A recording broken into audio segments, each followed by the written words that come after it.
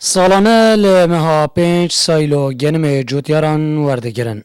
لدی سال دو پشتی بورینا زیدتر جهیوکه.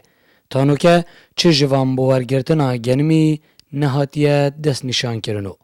زوربه یا جوتیارین زاخوشی گنم خودری و دناوا ترمبیلاندا لبر سرای سکناندینو. دبیجن افچنده بومبوی بارگرانی. گنم سالا گله بخیره.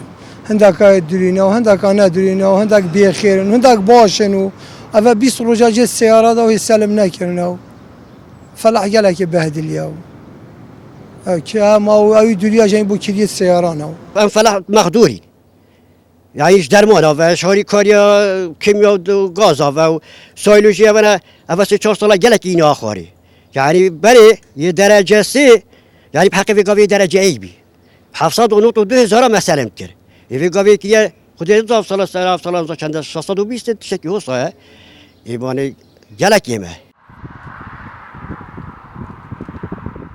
ریوبری سایلو زاخوشی ددتا دیار کرن.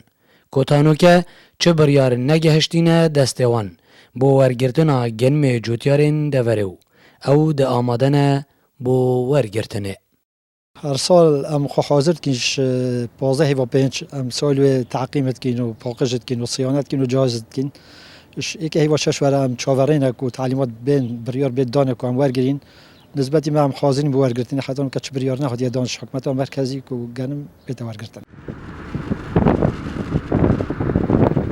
سایلو زاخو ایک جه مزنترین سایلوان ده تهجمارتن لپارزگاه دهوکیو. شیانن ورگرتنا 25,000 تن گنمی هیا. لیجبر ناگهدار کرناوان جلای حکومت عراق و تانوکه بدهان ترمبیلن گنمی دسترای داماینو جوتیارن دوره نهاتینه ورگرتنو. افچنده جی جوتیار دبینن به ضرر و زیانک مزن. زیروانگولی با دینان زاخو